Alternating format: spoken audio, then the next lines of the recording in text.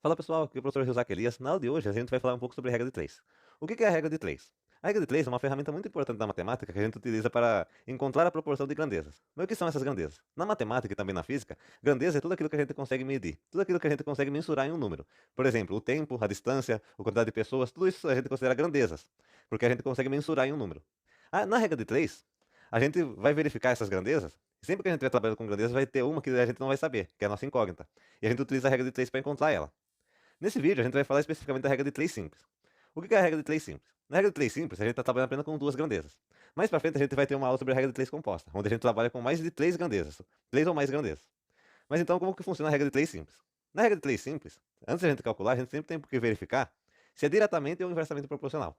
Mas o que é isso? Se for diretamente proporcional, as duas grandezas ou vão estar aumentando juntas ou diminuindo juntas, sempre vão estar indo na mesma direção. Já inversamente proporcional, enquanto uma vai aumentar, a outra vai diminuir. Vamos fazer aqui um exercício, vai ficar bem mais fácil de vocês entenderem. Olha só, pessoal. Uma empresa de costura com 6 costureiras consegue terminar uma demanda em 24 dias. No mesmo serviço, 8 costureiras conseguirão fazer em quantos dias? Então, primeiro, o que a gente vai fazer? A gente vai organizar as informações que foi dado no exercício pra gente. Então, olha só. Uma empresa de costura com 6 costureiras. A gente coloca o C de costureiras, coloca o 6 embaixo. Tem gente que prefere escrever costureiras. Se for o seu caso, para não se perder, pode ficar à vontade. Aqui eu vou colocar só a letra para representar, do que fica mais fácil para mim. Mas se for você ficar mais fácil escrever costureiras de forma inteira para não se perder, tudo bem também. Então a gente colocou aqui 6 costureiras. Consegue terminar uma demanda em 24 dias. Então a gente coloca o D de dias e coloca o 24. No mesmo serviço, 8 costureiras. A gente coloca o 8 embaixo do 6. Conseguirão fazer em quantos dias? A gente quer saber quantos dias seriam. Deixa eu arrumar o D aqui. Ficou feio. Em quantos dias seria? Então, como a gente não sabe quantos dias seriam, a gente vai colocar um X, que é a nossa incógnita. Sempre que a gente não sabe quanto que é um número, a gente usa ele. A partir disso, está montado o nosso esqueminha. O que a gente vai fazer? A gente vai verificar se são inversamente ou diretamente proporcional, como eu disse lá em cima. Sempre antes de realizar a regra de 3, a gente tem que ver isso para não ter erro. Então, olha só. Eram 6 costureiras. Foram para 8. Então, aumentou a costureira. Então, uma grandeza está aumentando. Se com 6 costureiras faziam 24 dias, se aumentou a costureira, tem mais gente ajudando no trabalho, o que vai acontecer com os dias? Consequentemente, se tem mais gente te ajudando no trabalho, o tempo vai diminuir. Então, aqui a gente vê que se uma grandeza aumentou, a outra diminuiu. Isso significa que elas são inversamente proporcionais. Quando são inversamente proporcionais, o que a gente vai fazer? Ao invés de a gente multiplicar em cruz, que é o que a gente faz na diretamente proporcional, a gente vai multiplicar reto. Então vai ficar 8 vezes x e 6 vezes 24.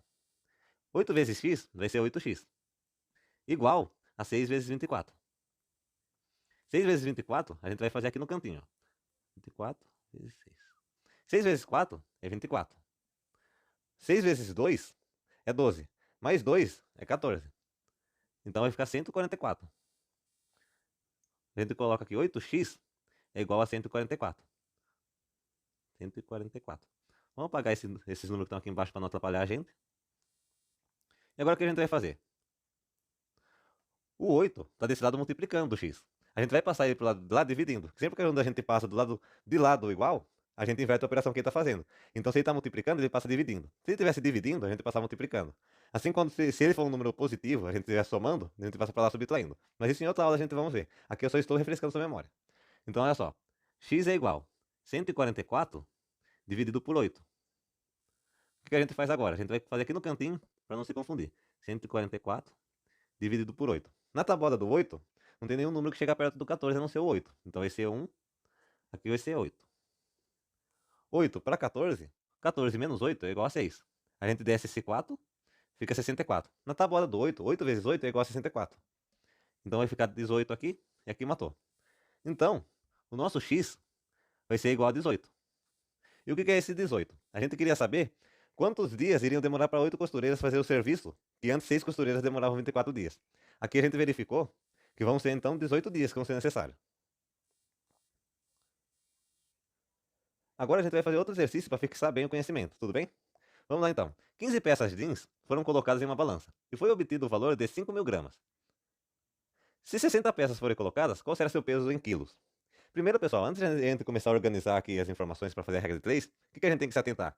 No enunciado, foi pedido em quilos, e aqui foi dado o valor para a gente em gramas. O que a gente pode fazer? É sempre bom lembrar que para a conversão de unidade de medida, 1.000 gramas equivalem a 1 quilo. Então, se a gente quer passar de gramas para quilo, a gente tem que dividir por 1.000. Então, como a gente tem 5.000 gramas, a gente vai dividir por 1.000, que é o equivalente de 1 quilo. Esses 3 zeros a gente consegue cortar, porque tem 3 zeros de cada lado. vai ficar 5 dividido por 1. Aqui vai dar 5. Então, a gente já sabe que 5.000 gramas são 5 quilos. O que a gente faz a partir daqui? A gente já pode começar a organizar as informações. Eram 15 peças jeans, então a gente coloca o P de peças, coloca 15. E foi obtido o valor de 5 quilos. E foi obtido o valor de 5 quilos. A gente coloca aqui o quilos e coloca o 5. Se 60 peças, a gente coloca os 60, forem colocadas, qual será seu peso em quilos? Como a gente não sabe quanto que é o peso, a gente coloca o X.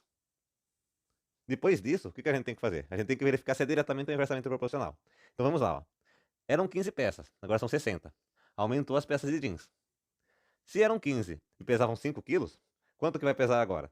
Se antes era 15, foi para 5, se agora aumentou peças, foram para 60, consequentemente o peso vai aumentar também.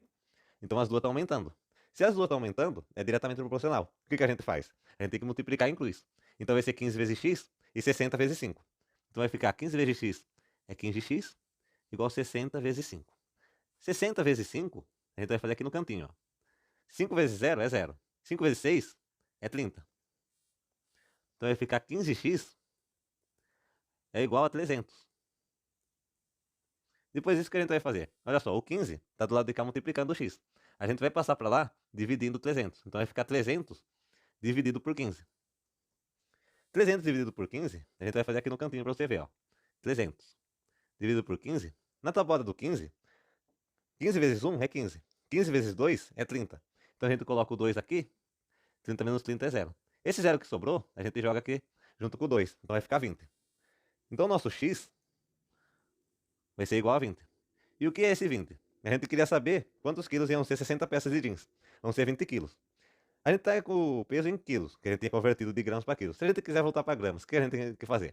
Lá no começo, a gente, para passar para quilos, a gente dividiu por 1.000. Se a gente quiser voltar para gramas, a gente tem que multiplicar por 1.000. Então a gente teria que fazer 20 vezes 1.000, que seria 20.000. Então é isso, pessoal. Comenta aí o que achou. Se gostou, deixa o like, compartilha com um amigo e até a próxima aula.